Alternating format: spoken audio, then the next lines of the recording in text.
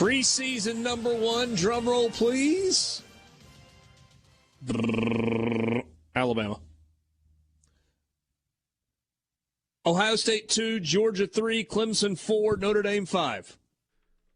Clemson feels too high. I imagine that Dabo Swinney's peers, or really the SIDs that work for Dabo Swinney's peers, have great respect for him. But number 4 in America, number 4 seems like Who a bit of a stretch. Okay. No, Who would you have 4? Notre Dame. You're convinced Notre Dame's going to be that good? I think there's more known about them. Pretty loaded roster returning. Okay. So Notre Dame 5, Michigan 6.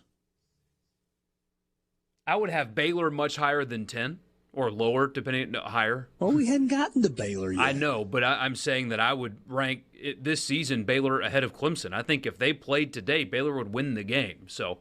All right, let's do this. Let's do it in groups of 5, 1 through 25, and then we'll talk about what they screwed up. Top 5, Bama, Ohio State, Georgia, Clemson, Notre Dame.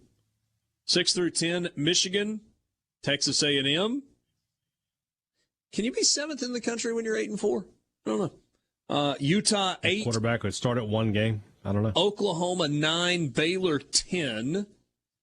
Next group, Oklahoma State, Oregon, NC State, Michigan State, Southern Cal. I feel like Oklahoma is also getting a lot of benefit of the doubt here. Now, their roster is probably really good, but this is Brent Venables' first shot at being a head coach. The transition hasn't been perfect for guys. Sometimes even great defensive minds, for example, or offensive minds become a head coach and it just doesn't work for whatever reason. And I know that Jeff Lebby was very good at Ole Miss. I know that. And there are people that love him and think he's a rock star. And that's probably true. But this is the first time he's been an OC not under Josh Heupel or Lane Kiffin. It is probably a little bit different when you don't have those guys also in the room than when you're by yourself. I'm sure he'll be fine. It may end up being great. But it's a little bit different when the training wheels are off, you know what I mean? The training wheels are off now. There's no Heupel, there's no Kiffin helping you out. You are on your own now. And to project so highly of Oklahoma when everything is new and different and also first time could be a disappointing year for their standards anyway. Could be. Pittsburgh 16, Miami 17, Texas 18, and received a first-place vote. Wake Forest 19, Wisconsin 20. Final Pittsburgh 5 in the... is weird there, right? Pittsburgh is weird there, right? Like because of what they lost? Why? Yeah, I mean, they lost their 2 best players by far. And their offensive coordinator. You know, with Texas, getting a first-place vote is probably the difference between them being 18th and being unranked. I mean, that's worth a lot of points in the poll. Yeah. So I think if they don't, I have to go do the math, but they would certainly not be better like than 24th, 25th. But it's not like that person would have not ranked them if they had not ranked them first. But if take out that vote, and what are they? What would they be ranked? 23. In this poll. Would they be ranked at all? Maybe. Just depends. Final 5, 21, Kentucky, 22, Cincinnati, 23, Arkansas. Look out, ESPN got a top 25 matchup with Cincinnati and Arkansas on opening weekend. 24, Ole Miss, 25, Houston. Just out of that bottom 5, there are a couple of things that stand out. One, Cincinnati, Arkansas is a top 25 matchup on the opening weekend. 2, if Kentucky and Ole Miss both start the season 4-0, that will be a top 15, top 12 matchup in week 5 in Oxford, if it happens that way. I feel like that group's got better teams than a couple groups in front of them. I agree with you. I mean, I agree with you. I love Sam Hartman. Love him. But if Wake Forest, and to avoid the homer accusation, if Wake Forest and Arkansas played today, I think Arkansas would win by 2 touchdowns plus. You believe in Arkansas's defense? More so than Wake Forest. And again, I really like Hartman. He's good. I think that Wake Forest offense is going to put up big numbers. But again, we looked last week at some of Wake Forest scores. They didn't stop anybody last year. Paul Chryst is going to have Wisconsin winning because that's what he does and that's what they do. I have much more faith in Wisconsin than I do Pittsburgh. Mm-hmm. Agreed. I think if Ole Miss and Pitt lined up in week 1, Ole Miss would win by multiple touchdowns too. All right. It's interesting the amount of, I don't know if respect is the right word, but maybe credit that Lane Kiffin has given Ole Miss in 2 years.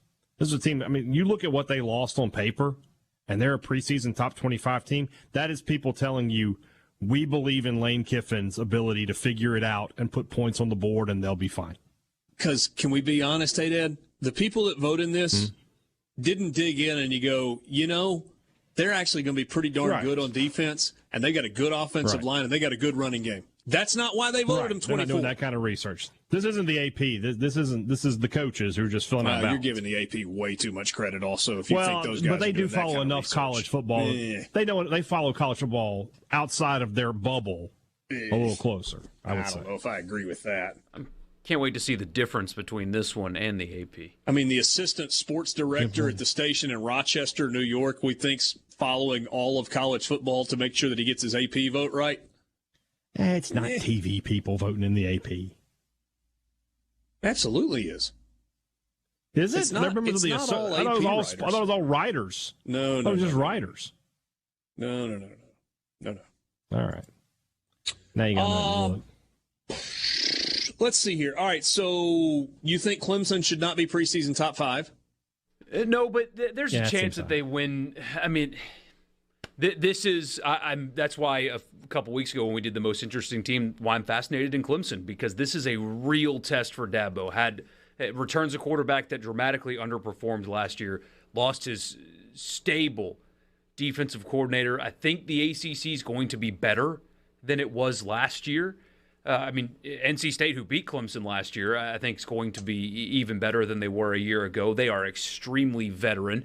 Miami, I think, is going to be particularly not great, but like a thorn in the side.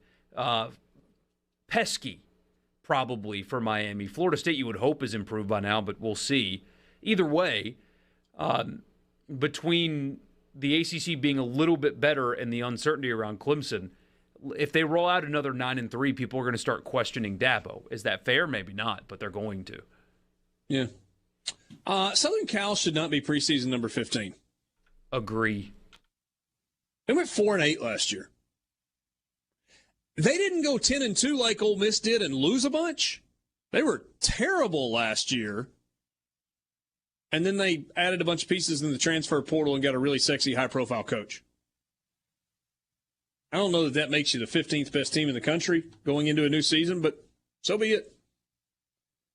I got no problem with Baylor at 10. I agree, Borky. I think that's probably a little low based on what we saw at the end of last year from them and with all the pieces they've got coming back. Would they be your favorite to win the league if you had a choice? In the Big 12? In the Big 12 preseason. Probably. Based on what I saw at the end of the year, and I know they lost some guys to the NFL off that team from a season ago, but man, I'm buying Dave Aranda. I'm buying a lot of Dave Aranda stock. I'm not sure it's the flashiest stock out there, but I think it's going to be steady.